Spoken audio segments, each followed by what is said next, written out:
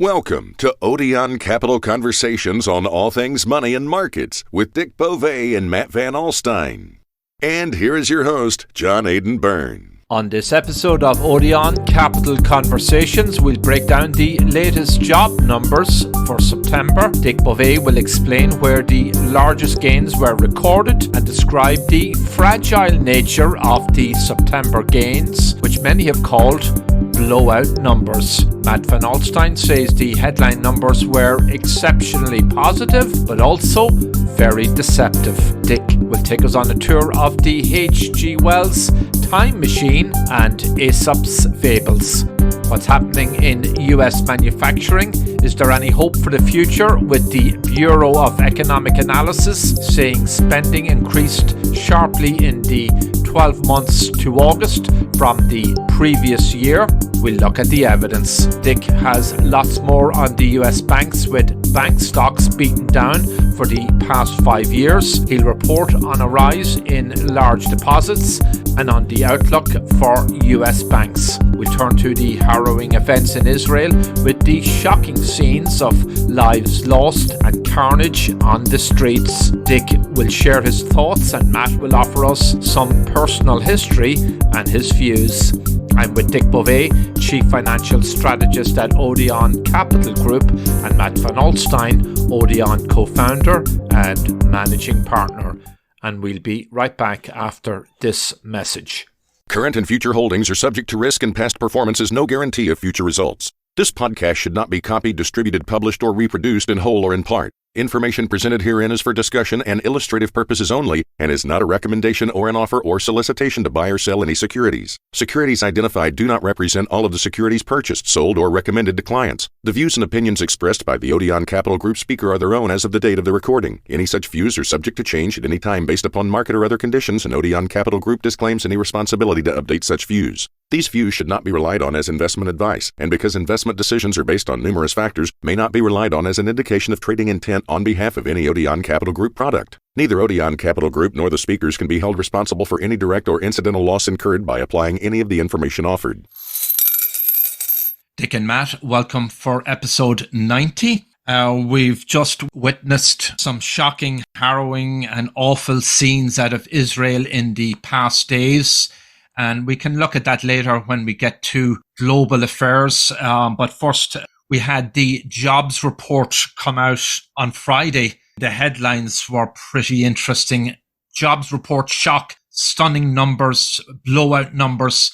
The US economy added 336,000 jobs. That was twice the numbers expected. Unemployment remained unchanged at 3.8%. I guess the market took a while to digest, but then the market closed up on Friday. Your thoughts? Well, what caused the market to move up was not the fact that there was a large number of jobs created. What caused the market to move up was the wages. In other words, when the economists took a look at the wage gains in the month and annualized the increase, it was well within the 2% range that the Fed is looking for. So, the assumption was made by the market that the Fed will now be done, and that, basically they've hit the target. Inflation is at this 2.4% level, and therefore it's time to focus on the growth in the economy because the Federal Reserve is no longer going to be a factor. I, unfortunately, am not in the camp that believes that, but I do remember that from the first time the Fed increased interest rates, about 18 months ago, everybody has always said the Fed is done. So 18 months later, they're still saying the Fed is done. And if they keep saying it, at some point they're going to be right. The Fed is pretty close to being done, in my view, but I don't think they're done. But anyway, that's the reason. What interested me about the jobs report is the nature of where the increases in jobs came from. In other words, 7 of every 10 jobs that were added in the month of September came from 3 places. Number 1, the leisure and hospitality industry. Number 2, the government. Number three, the healthcare industry. So basically, what we saw was only 1 out of every 10 of the jobs created coming from manufacturing and durable goods or non-durable goods, creation, which means that all of the jobs are being created in the service sector in pretty much low-wage positions. The average wages for someone working in the leisure industry right now, according to the government, is $550 a week.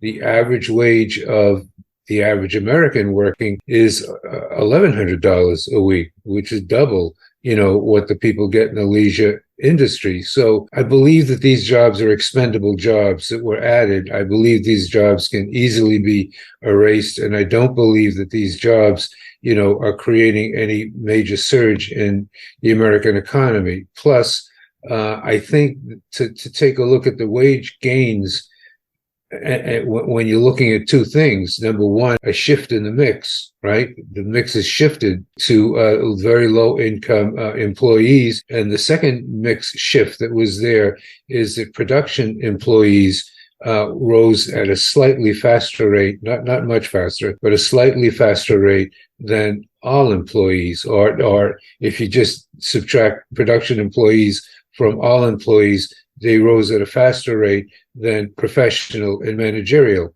employees. So that shift, in my view, in the hourly wage number reflects a shift in the structure of the job market, as well as there was, some easing off in the increase in wages. This is one of those job reports that leaves you just scratching your head. I mean, when you look at the headline number, and I was a trader when I worked at the hedge fund many decades ago, and you would react to the headline number like, is this good or is this bad? It's a binary, good or bad. And the headline number was extremely good, 336,000 jobs in September, when every indication shows that the economy is about to crack. They're about to reinstate student loan payments. You go on and on, and this looks like a good number, but it's very deceptive. We talk about it a lot, but there are two job reports that come out on jobs days. There's the household survey and there's the payroll survey. And this is the payroll survey, which includes, by the way, I talk about the birth-death model whenever it seems like it's inflating the number. I believe on this one, it decreased the number of payroll jobs, I think, by 107,000. So this on the surface looks like an extremely positive jobs report. But the household survey surveyed only 89,000 jobs were created. And so the disconnect, if you look at the two of them, is that the household survey reported a lot of people are taking on second jobs. And what Dick mentioned also, they're part-time and they're leisure jobs. And so this is a sign of a job market that is not really strong. When the jobs being added are second jobs and they're part-time and they're in the leisure or hospitality sector, that's people who are working full-time jobs saying, I need more money. And they're going in and taking on a second job instead of it being like high-end, white collar, upper middle class jobs. These are low end jobs that people are taking because they're desperate. And to me, it's just a sign that the economy is cracking. But the headline number surely was reacted to when they're like, when if you look at TLT or you look at the 30-year, it sure looked like people are saying, oh crap, the Fed isn't done. I know Dick thinks the Fed isn't done. I've probably said it 30 or 40 times. I think the Fed is done. One of these times I'm going to be right. But I think you're close. I don't think war in the Middle East is hurting my case. Yeah. I have a quick technical question. It was an interesting comment on Business News immediately after the numbers came out that the markets took a dip, and somebody referenced the algorithmic traders, high-speed traders. I'm wondering, have you any thoughts on that, Matt? Because the markets rebounded immediately. Well, the headline number, I mean, I have no idea how they program the computers, but when you do algorithmic trading, you're not trying to be right. You're trying to guess what other people think. And the headline number was the Fed's going to raise rates. And then you start diving into the numbers, and it's all part-time jobs. It's all hospitality. It's all leisure. A little bit of it's government. You can't add government workers sustainably when government revenues are declining. Eventually that feedback loop dies because there's not enough revenue. So all the jobs added were low quality jobs from an economics perspective, from an economy perspective of, is this a healthy economy or not? This is an unhealthy economy when this is the types of jobs you're adding. So my hunch is the algorithm saw the headline and said, oh, everyone's going to react negatively to this. But then they did the deep dive and they're like, actually, why would the feds be raising rates when this is the type of labor market we have, where you're adding, you have 700,000 fewer full-time employees than 3 months prior? I mean, that is not a good economy. Well, also, the thing that disturbed me most, and now this is going to get back to going off the track a bit, but, back in 1895, H.G. Wells wrote a book called The Time Machine, which was made into who knows how many movies and, serials, etc., because he was, I'm talking about movies being made in the 40s and 50s, related to that book. The basic concept in the book was that there were two groups of people on Earth in the future. One group, the Eloi, were allowed to do whatever they wanted, never had to work, lived in this beautiful area, and they were clothed and they were fed by another group of people called the Morlocks that lived underground, and they ran all the machines and they produced all the goods and they did all of the, things that were necessary to keep the economy in the world functioning. Problem was that the Morlocks saw the Eloi the way we look at cattle. In other words, we take care of our cattle, we feed them, we make sure that they're taken care of, and then we slaughter them and eat them. And that's what the Morlocks were doing. They were keeping the Eloi in good shape, and then they slaughtered them and they ate them. So the effect is, what the point that came out of that book is that the producers will control the world, not the consumers, in my view. And I think that the jobs report did exactly the same thing. You get 1 out of every 10 new jobs in production. You get, 7 out of every 10 jobs in, the 3 areas that I mentioned, none of which are production. You can't keep creating jobs in non-production areas and expect that the United States economy is going to, survive as the strongest in the world. If you were to take that analogy closer, you would say that China is the Morlocks because they're producing everything, and that the consumer nations like the United States are the Eloi, that we go out and borrow money to buy the goods that they produce while they get, stronger and stronger, although they're not getting stronger and stronger at the moment. I think that this whole issue of not focusing on production is still got to be the biggest one that faces the U.S. economy. And in Aesop fable, you would call this a grasshopper economy because we're laughing and playing while, the ants are in there, storing away the goods and, making the economy stronger. So I think the economy's got to shift. It has to shift to production away from consumption. And I don't see that happening at the moment. And you probably add to that prudence, fiscal responsibility, more production. Maybe consumers need more personal responsibility, but we're spending our way into a disaster. You were talking about the numbers. Local government last month added 38,000 jobs, state government 29,000. Restaurants and bars was one of the biggest gainers, 60,000 jobs. Healthcare and social assistance, 65,900. And then manufacturing is way down at the bottom.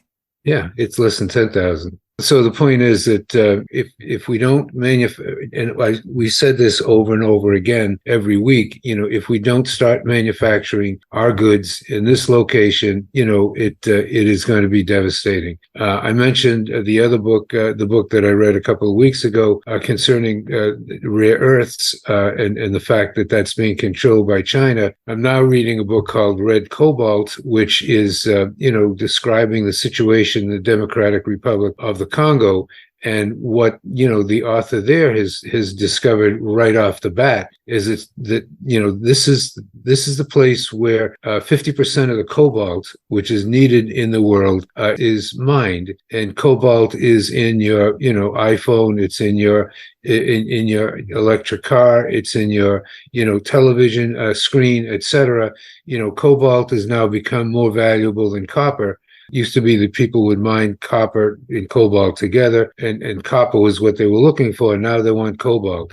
All right. The second point is that 70% of this production is owned by the Chinese. It's in the Democratic Republic of the Congo, but they're paying off the dictators that come and go, although they don't really go, they stay a long time there. They've gotten control of 70% or 50% of the world's production of cobalt simply by what they're doing in the Democratic Republic of the Congo. And, the book is I'm only halfway through it. The book is expanding a little bit to indicate that that's not just unique to the DRC. It's also occurring, in multiple places in Africa. I mean, the Chinese have jumped all over all of the materials which are most needed to create the most advanced electronic products, whether they're solar panels, or whether they're electric cars, whether they're batteries that have sustainable lives. You need to go to the Chinese to get the raw materials for those products, and that has got to change. It just can't continue.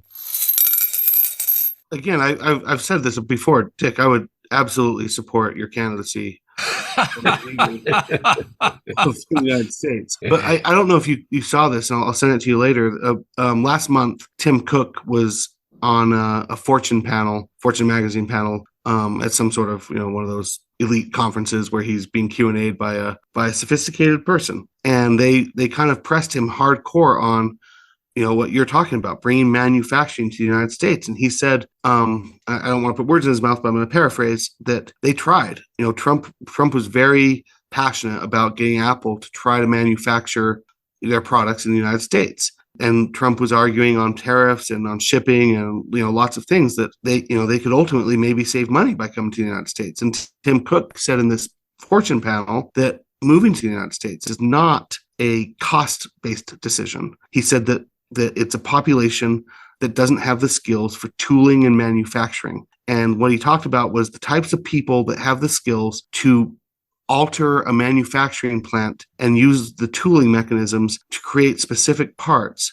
He said you could barely fill up a room in the United States with the people that have the talents for that. And you can go to China, and any city has 100,000 people that have the talent for it. And that the big difference between China and America is not the wage gap, it's the talent gap. And that we don't have talent in the raw manufacturing skill sets that are needed and necessary. And we've talked about our defense contractors saying the similar types of things. If we lose China, we don't have weapons. If we lose China, we don't have submarines. If we lose China, we don't have the raw materials, we don't have the tooling, and we don't have the skill sets to make the specific parts. And so I agree with you. We need a reframing of the American system and a reframing of the American establishment. But we are a long ways from that happening, in my opinion. Yeah, no, you're right. And if you go back in time, I wish I could remember the name of this guy, but he worked for Ford. And at the time, the Japanese were trying to break into the United States market with their automobiles. And they brought the Datsun into the United States, which was a total disaster because the car kept breaking down completely. Now, Ford, did not want to use this guy's mechanisms, in order to change production in their facilities. So he was hired by the Japanese. And the Japanese started focusing on, improving production in Japanese factories to the point where now supposedly Japanese cars are superior to American cars. But the Chinese picked up on that right away. And, if you take a look at, some of the books written about both countries, you'll see that while the United States has been focusing on designing and creating superior products, the Chinese have been focusing on designing and creating better productive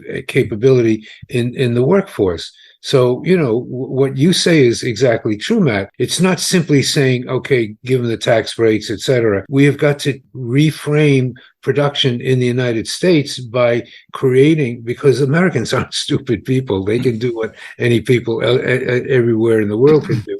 And I would argue they can do it better. We're not training them to do it better. We don't have vocational high schools anymore. When I went to high school, you had a choice. You either went to the regular high school or you went to the vocational high school. When I was growing up in New York City, they had a whole bunch of high schools oriented solely to vocations. You wanted to be a cook, there was a high school for cooks. You wanted to be an actor, there was a high school for actors. You wanted to be operate in the manual trades, there was a high school for that. You were intellectually, in a good spot, they had a whole bunch of high schools for that. We don't do that anymore. Somehow people who go to the vocational schools are perceived to be inferior in some fashion when clearly they are not. Jamie Dimon, my guru, obviously, because I keep, quoting him, I guess it was a year ago, he said that he was no longer going to let JP Morgan Chase, give large donations to, traditional colleges. He wanted those donations given to vocational schools, for schools that taught people how to do things with their hands. And you're so right when you say that, this has to happen in the United States if we're going to, get the manufacturing capabilities that we must get. The F-50, I don't know what the newest F-35. The F-35. That you cannot make an F-35 without getting certain rare materials, rare earths from China, and that's against the law.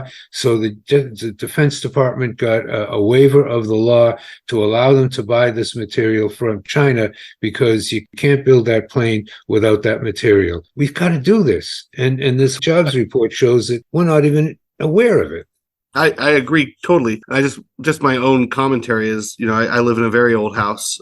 We settled Colorado a long time before we settled Florida. I'm sure your house is modern and full of all the nice efficiencies, but I constantly have repairmen here, and they show up driving these $100,000 trucks, and they're talking about they're too busy to like deal with me, and then they have their weekends with their $200,000 motorhomes. And the trades are when you say the perception is out there, and I agree, the perception is there that going into trades is somehow suboptimal. But man, these guys, they're in demand. They get to set their own schedules. They make a lot of money. I wish the society and the president and the people that have the big microphones would talk about this, that there is an opportunity to get rich, son, by going into that is kind of perceived below you, like carpentry or roofing or landscaping or plumbing.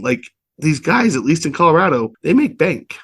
There is that shift. I think there is that shift, what you're talking about there, Matt, towards the vocational trades. I know one of my sons, a lot of his peers are in the trades, and he's seen that. Carpentry, plumbing, electrician, they're driving trucks, $150,000 annual income. They own homes, while others are still paying down student loans and trying to get an entry-level job in retail.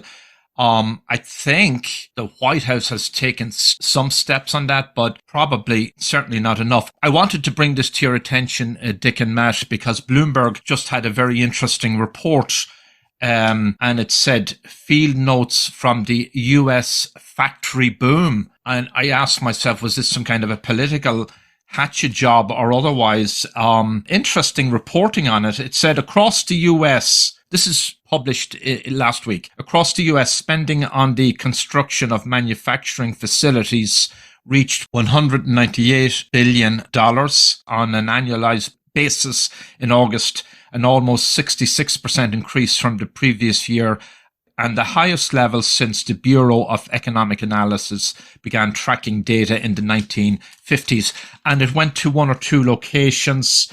Georgia has a big groundbreaking there, and Hyundai, I guess, is going to build there with promise of 20,000 jobs. And then it mentioned how Georgia, along with Tennessee and the Carolinas, is now part of a new EV and battery belt taking shape in the US. Just a lot of spending. But somebody from the White House made the comment that a lot of Americans and analysts are disappointed that we're not seeing it in the numbers just yet. And their comment was it's early days, that it'll take a while for the initiatives such as the CHIP Act and the Inflation Reduction Act and just the whole admin of this to fully take effect. But there are some gains, Dick. I guess the question, because we spoke about this, that we have a crisis in manufacturing, and by the numbers that is actually true. But is there some green shoots, perhaps?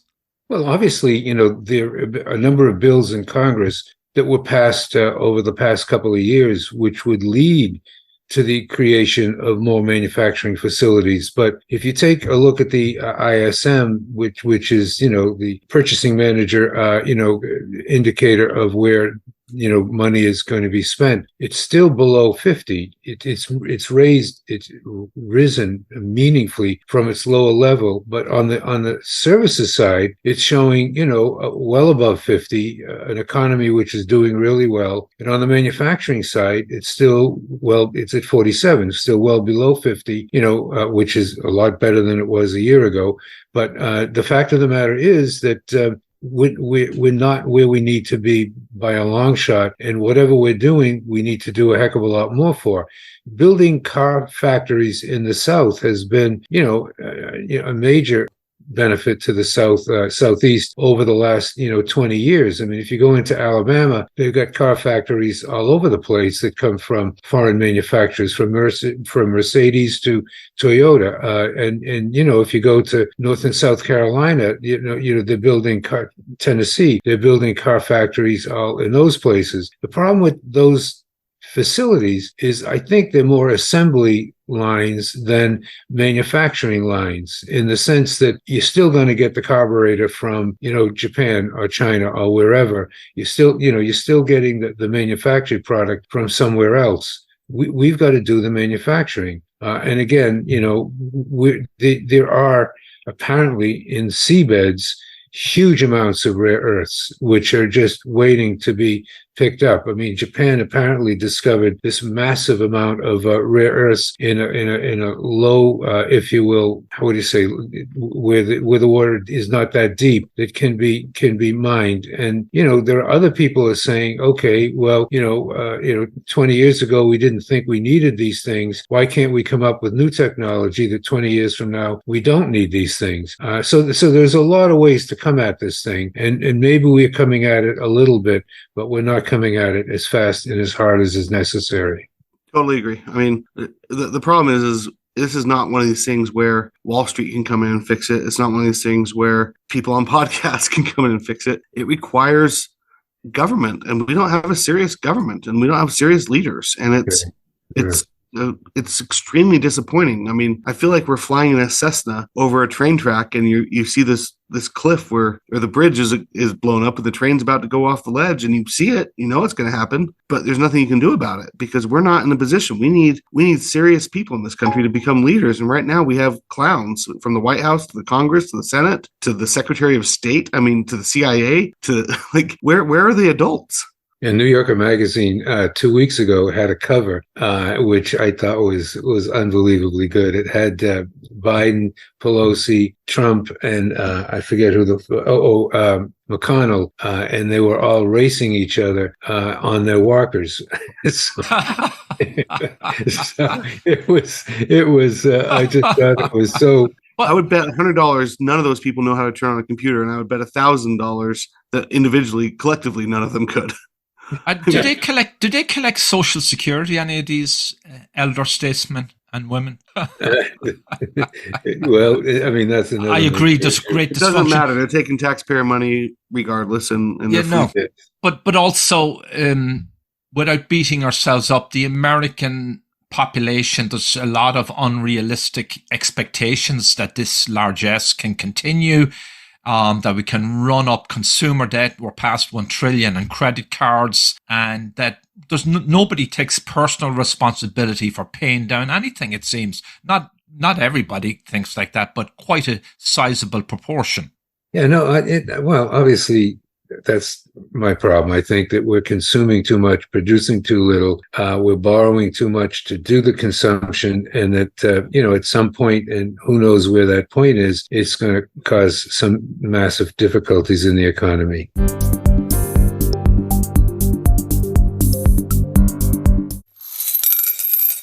Dick, you have some very interesting notes on the banking system and some data. The one that got my attention was the big shift in, to use your words, big ticket items. Deposits of 100,000 and up have moved up, I guess, into the banking system, whereas overall deposits are down. What is it telling us?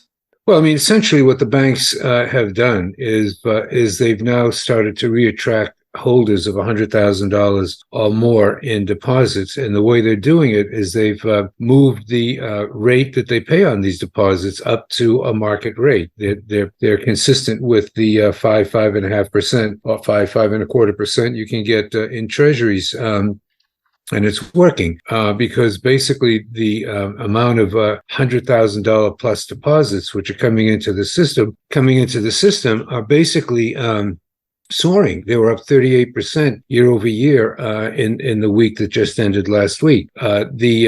The increase has been so great that it's pulling total deposits up again. So now instead of deposits in the banking system going down the way they were a few weeks ago, well, for a couple of months, they're now starting to edge up a little bit. Plus, the banks are going to and are already increasing the rate that they pay on core deposits also. At the end of this week on Friday, you've got what they call the earnings season. The bank earnings season begins. You're going to see JP Morgan, Wells Fargo, Citigroup, and PNC all report their earnings on Friday. And then in the following week, you'll have some 15 banks from Bank of America to Morgan Stanley, Goldman Sachs, and Truist, et cetera, U.S. Bancorp. All these banks will have reported their earnings. So, we will get a very, very good picture of the banking industry in the United States over the next, we'll say, 10 days. The markets, I think, have come to the conclusion that these earnings are going to be better than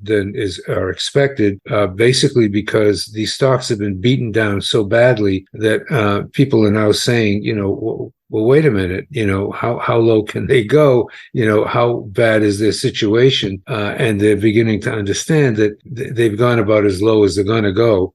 And that the situation is not as bad as it's been represented to be. Today the market is pretty strong. Bank stocks were in good shape in the last couple of days. And my assumption is going right into these earnings, bank stocks will do well. And my guess is that bank stocks are going to do well when the earnings come out, because the earnings will probably be a little bit better than expectation, even though on a year over year basis, they'll be down.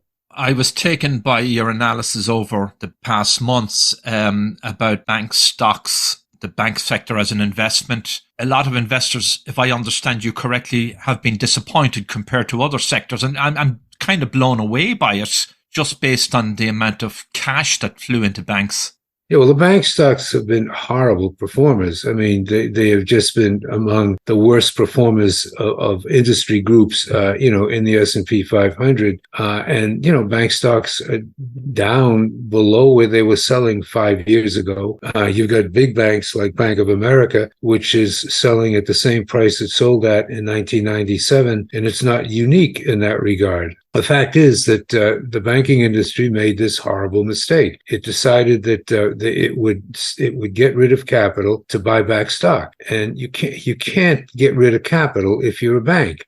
And again, last Saturday in 3 or 4 email messages, Bank of America and I went over this, discussion again. They bought back $85 billion worth of stock, which means that they reduced their capital by $85 billion. They reduced their asset potential by $850 billion. And if they had that $850 billion invested in 30-day treasuries right now, they'd be getting 5% on that money. And they gave it all up just because they thought that by buying back this stock, they would make the price of the stock go up. The prices of the stock went down. The prices of all these bank stocks get plowed. And not only did they get plowed, but it is not unusual for a bank stock to be selling below book value, because nobody who picks up a bank statement can believe what they read in the bank statement. Take Truist, you can take, U.S. Bancorp. They indicate, even though they may have a portfolio yielding 3%, that portfolio is worth par. It's not worth par. And investors understand that, which is why these bank stocks have done so poorly. No, these managements were so derelict in their duty for 2 reasons. Number one, they never understood what the impact of rising interest rates would be on financial assets. You would think that, that's something that you learn in grade 2 in grammar school. They don't understand it. They didn't protect themselves against it. And number 2, they don't understand why a bank must have capital and why it must keep increasing their capital, because they all kept just reducing their capital. They're getting what they deserve because they've run the businesses wrong. But now, you have to take a look at where they are. And you got to say, gee, 1997 prices, selling at 20, 30, 40%, Citigroup, 40% discount to book value. Does this make any sense? And I think, the answer there is it doesn't make sense that, these stocks have hit bottom unless we're going to have a massive recession. So my guess is that, bank stocks are actually going to do a little bit better here than they've been doing because there is a bottom, and I think they've hit it. Well, when you say that, you're calling a bottom to treasuries as well, because the math is that if treasury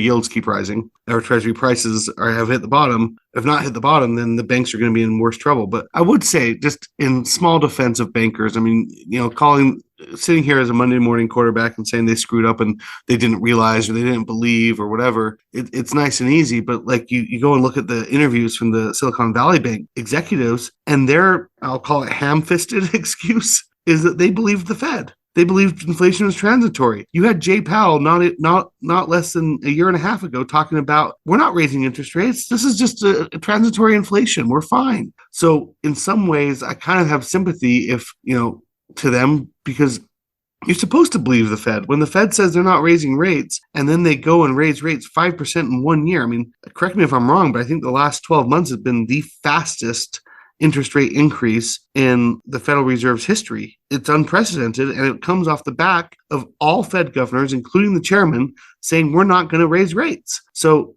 I just am a little bit sympathetic because to the management of banks, because they were just listening to what they were being told in some regards. Now, I agree they weren't smart, and I agree it was stupid, and I agree you could have bought insurance for less than a penny on the dollar way back when the tide was in.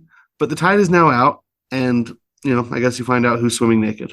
Yeah, but the point is, you'll be happy to know that ODEON Capital, has written at least 20 reports over the last 5 years indicating that buying back stock was wrong. We were so opposite of what Bank of America was doing, and we had argued with them so long, so hard for over this issue that they actually stopped speaking to me. They wouldn't take my phone call. They wouldn't respond to, the things that I had written. And they were not alone in that regard, because we've been fighting for 5 years saying that you can't do this. You cannot run a bank this way. There was a guy named Wallace Malone, who was the CEO of a bank called South Trust, which was an Alabama bank that was a really fast-growing bank. And I remember 30 years ago, you would go to an analyst meeting with Malone, and he would be issuing more common stock, and all the analysts would be jumping on him for doing it, and he would be taking on all of the analysts, saying that they didn't understand banking and they didn't understand why a bank should continually increase its capital. He sold me at the time. I believed him, and therefore, this firm, your firm, has never ever been behind the ball on that one. We have been way ahead of the market, in terms of arguing that you can't do this. You cannot buy back stock. You cannot buy back stock in tens of billions of dollars and not hurt the bank and not hurt your bank stock price. Now, you're seeing, Bloomberg yesterday wrote this devastating article about capital in Bank of America. They should have written it 7 months ago. They should have written it when we were writing those things. On that one, we were not behind the 8 ball. I am not at all suggesting you've been wrong in this instance, but I'm just saying that there's a collective defense, which is we believe the Fed. And then the second thing I would say is, if you learned anything in 2008, as long as you're big enough, and Bank of America certainly meets that definition, you will be rescued. So it's privatizing gains and socializing losses, and this is not a good place to be. And I'll go back to our country's leaders being basically inept or corrupt. there's nothing more discouraging to me than to think about any person in the top ranks of the United States political system. I don't care, Democratic, Republican, or Independent. I mean, they all have failed the country, and I think they continue to fail the country. And I think it's not going to work well.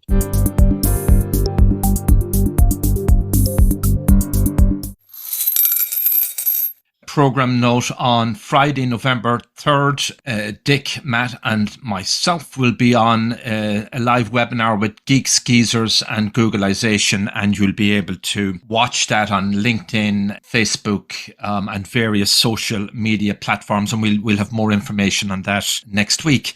And we're also now up on YouTube on a sort of delayed basis. The audio was up of these episodes on YouTube a week after an episode was published on Apple, Google, Spotify. So you will want to go and check all of that out.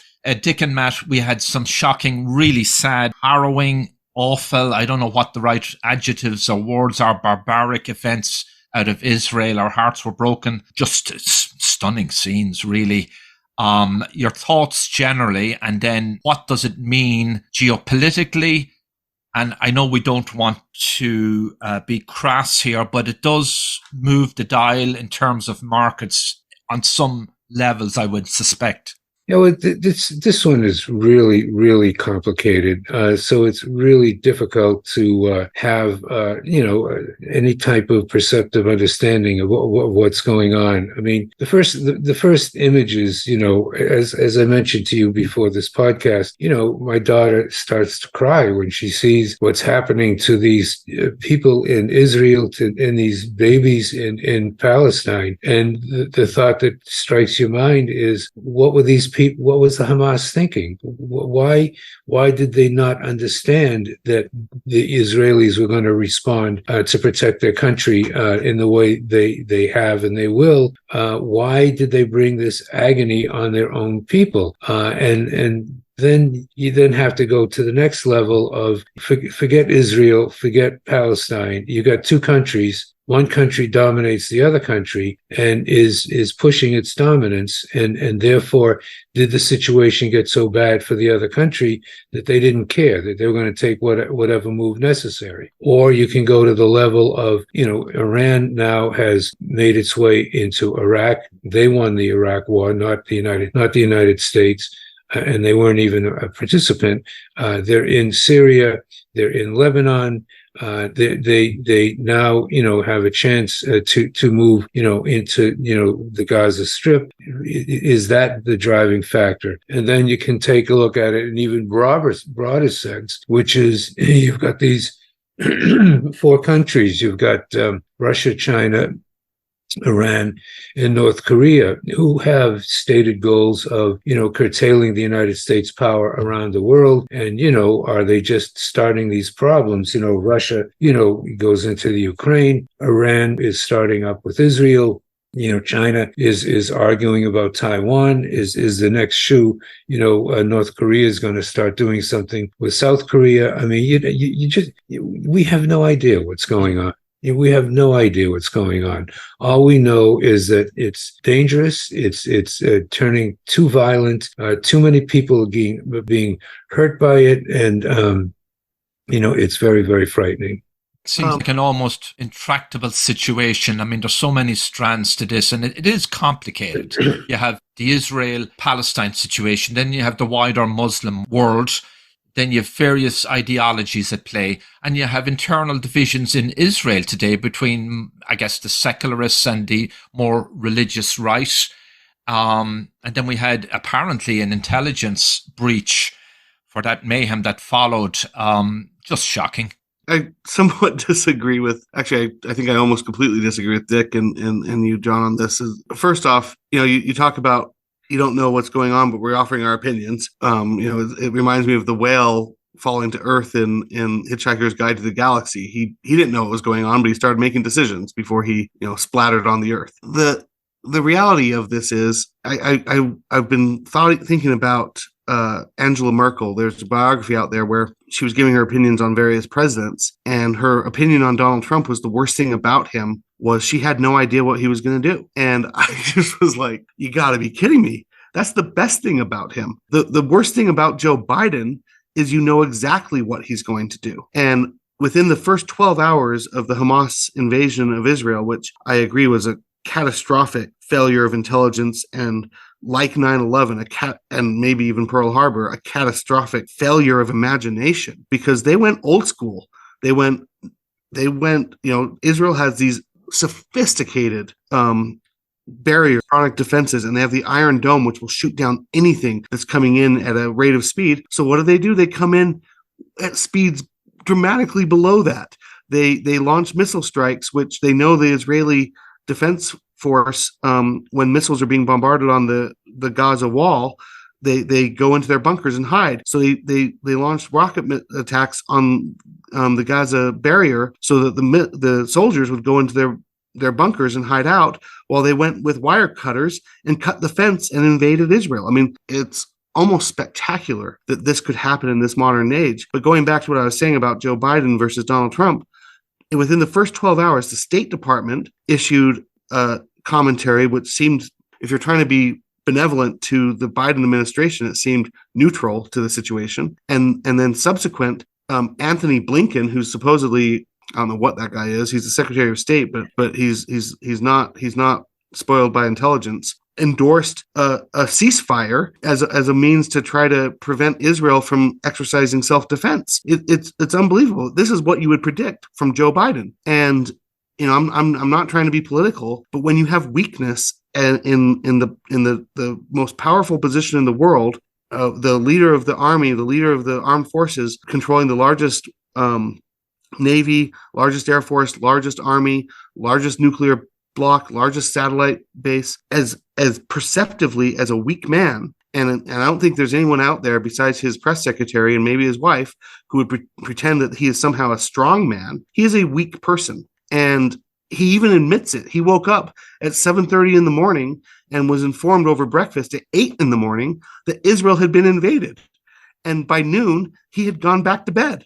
And that is the official version. And this is what they're trying to spin as positive. And so when you have a weak leader and you have a weak United States and you have a weak sovereign Western group, it invites this type of thing. And then you see the EU within 24 hours was saying, we are going to stop funding of the Palestinian Authority and stop funding humanitarian aid into Gaza. And within 35 minutes, they walked that back because their populations didn't want to stop supporting Hamas. And they do it under the guise of human rights or whatever. But the world is inviting this type of invasions and this type of harassment of neighboring countries. This is much more akin to 1914 than anything that I've seen in my 45 years on Earth of studying history, because you have feckless leaders all over and they're in charge. And then you have conniving leaders that are smart, people like Vladimir Putin, who is not anywhere close to a double-digit IQ like some of the Western leaders, and people like the Ayatollah in Iran, who know this is an opportunity, this is a time. And you've talked a lot, and I've been wrong on lots of issues, and I'm probably going to be wrong on this one. I don't think China's going to invade Taiwan, but if China was going to invade Taiwan, it's a great time and best get to it, because the world is sending you a gold-plated invitation to do it right now. I don't know if I agree with you on the 1914 comparison, Matt, but you brought up something that's interesting. It should be noted. And I have lived on both sides of the Atlantic. I grew up in Ireland, Europe, lived here in America, and there is a distinct difference in tone and attitude to Israel in America versus Europe. I have to admit that they're pretty much on the Palestine side in Europe. Not that pro-Israel in a lot of European countries is almost tinged with a certain, and I say this reservedly and carefully, anti-Semitism, whereas in America we're more pro-Israel and hopefully more measured, that we support both sides on some level and that we have a peaceful outcome for the Palestinians who have suffered and for the Israelis, that they need their homeland. Look, I mean, New York was host in Times Square to a pro-Palestinian rally on Sunday. There's videos of pro-Palestinian rallies all over England, all over Europe, in Berlin, in Portugal. Yes, there's definitely a pro-Palestinian bent out there, and I my opinion is it comes from ignorance. But I did my study abroad in university in Jerusalem, and we visited the Gaza Strip, and we visited the Golan Heights, and I spent time in Jordan. I spent time in Egypt while I was in study abroad. I spent time in Lebanon. You cannot understand the Palestinian plight without being dramatically sympathetic, because if you're born in Gaza, it's a hellhole. It's a hellhole. I mean, you'd almost rather be born in North Korea. Yeah, absolutely. Because at least in North Korea, if you play by the rules, you have a chance of making it to adulthood. Whereas in Gaza, if you play by the rules, you have a very good chance of dying as a child, building a tunnel underneath the wall. You have or being enslaved, or being drafted to be a suicide bomber, or just being collateral damage to one of the IDF retaliations. And the big lie is that the Arab nations surrounding Israel have two thoughts towards the Palestinians. They could solve this crisis immediately. You want to know the most secure border in Gaza? It is not the border with Israel, as clearly demonstrated, over the past few days. It is the border of Rafah against Egypt. There is no transactions between Gaza and Egypt, yet they share a border. And the Palestinians are not trying to bomb Egypt, but Egypt does not want the Palestinians there. They are a second-class citizen. If you go and look at Jordan is probably the predominant country that took in Palestinian refugees over the last multi-decades. And Palestinians they're not subjects, they're not citizens, they're refugees in Jordan, living in refugee camps. They have no rights, and they're essentially permanently there until the status quo changes. And, you're now on, I think, great-grandchildren now being born in these Palestinian refugee camps. If not, it's just grandchildren. But you're talking about 3 generations of families, and it's not hundreds of thousands, it's millions of people in Gaza, in the West Bank, in the refugee camps in Jordan, in Lebanon, in Syria, and they're second-class citizens to everyone. And it is a disgrace. But the reaction cannot be that you go in and start shooting college students at a music festival. Absolutely. And some of the videos of them, the ones I saw where they executed grandmas on Facebook Live so that their families could watch, and then they burned their bodies, and they're taking children out of their homes and executing the children in front of the parents, and then taking the parents as hostages. I mean, that is not a civilized reaction. It's war crimes. It's beyond war crimes, and it's a disgrace. So I'm not trying to carry water for anyone, but I'm pointing out that there's a vacuum of leadership, and it starts in the United States, where we need to be the world power. And we don't have a Speaker of the House because our Congress is dyslexic or something worse. And we don't have a president because I don't know why we don't have a president. He goes back to bed. I'm sorry about that one, but he sleeps a lot. He does sleep a lot. He's not a powerful man. I've said you need a strong person to be a leader of the free world. You just do. And it's unfortunate that we elected something on the polar opposite of strong. Dick, how do you see, I think you wrote about this. You had a note. Again, we don't want to be crass, but it does impact markets, what happened in Israel. You had a note on oil. Your thoughts on that, how it could impact price of oil, or has it stabilized? It seems to have stabilized a little bit in the past few days. Well, yeah, because people are confused as to what Iran is going to do. But if this thing were to escalate to a point where Iran was perceived to be part of it, it is very likely that the Hormuz Straits would be mined by Iranian water, these water mines, and tankers will not be able to get out, with oil to the rest of the world. So the risk of oil prices moving up very sharply is there. But I am not clear at all as to what's happening, and I'm not clear at all as to where, therefore, it's going to go. But and Matt's statements, I think, are very, very, very should be listened to very, very carefully because they're very balanced. But I just don't know where this thing is going to go. I think the market has simply made the decision to ignore it. at the moment, and hopefully that's the right decision because it gets resolved without expanding widely, but the potential is there for it to go very, very wide. And by the way, my comparison to 1914 is, the armchair quarterback Monday morning version of 1914 was, you had six major powers. None of them wanted to go to war. And Germany, as a quasi-defensive, preemptive defensive act, wanted to attack France so that when they were being invaded by Russia on the eastern flank, wouldn't have to defend two sides. And they thought they could take out France really quickly. And they ended up in a land war in Belgium fighting the Brits. And then had their two-front war when Russia finally did come in, and it was this accidental war. And what we have going on right now is you have Putin invading Ukraine, regardless of your opinion on that. That's happening. It's a land war in Europe, and it's not intentional. And the Wall Street Journal has reported that Iran basically planned and funded this invasion using money.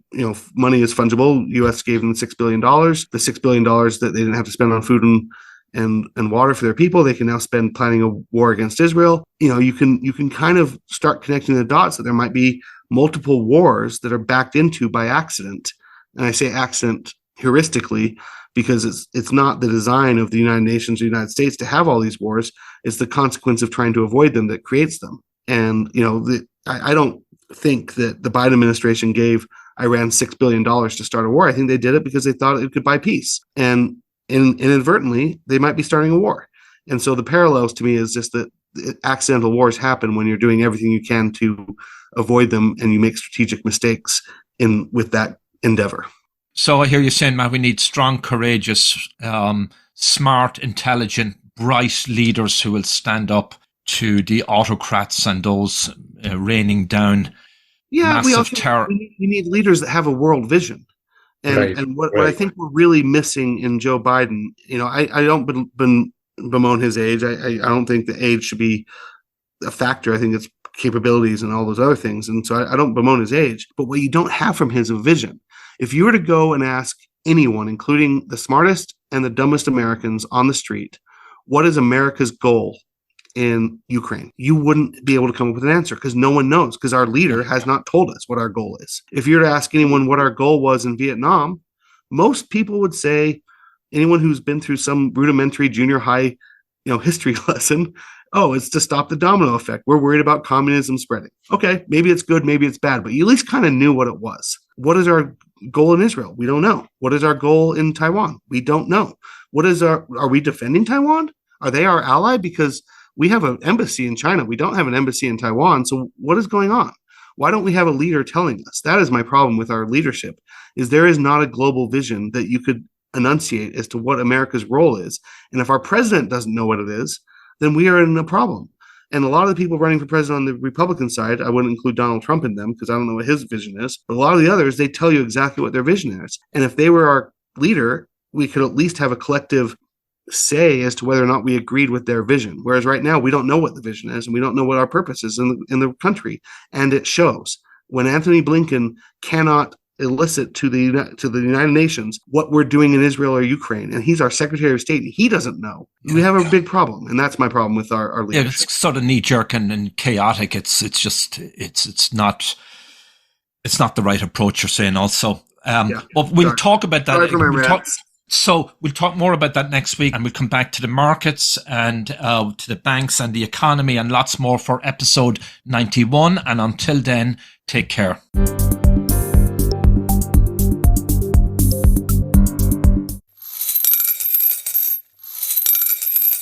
Current and future holdings are subject to risk, and past performance is no guarantee of future results. This podcast should not be copied, distributed, published, or reproduced in whole or in part. Information presented herein is for discussion and illustrative purposes only and is not a recommendation or an offer or solicitation to buy or sell any securities. Securities identified do not represent all of the securities purchased, sold, or recommended to clients. The views and opinions expressed by the ODEON Capital Group speaker are their own as of the date of the recording. Any such views are subject to change at any time based upon market or other conditions, and ODEON Capital Group disclaims any responsibility to update such views. These views should not be relied on as investment advice, and because investment decisions are based on numerous factors, may not be relied on as an indication of trading intent on behalf of any ODEON Capital Group product. Neither ODEON Capital Group nor the speakers can be held responsible for any direct or incidental loss incurred by applying any of the information offered.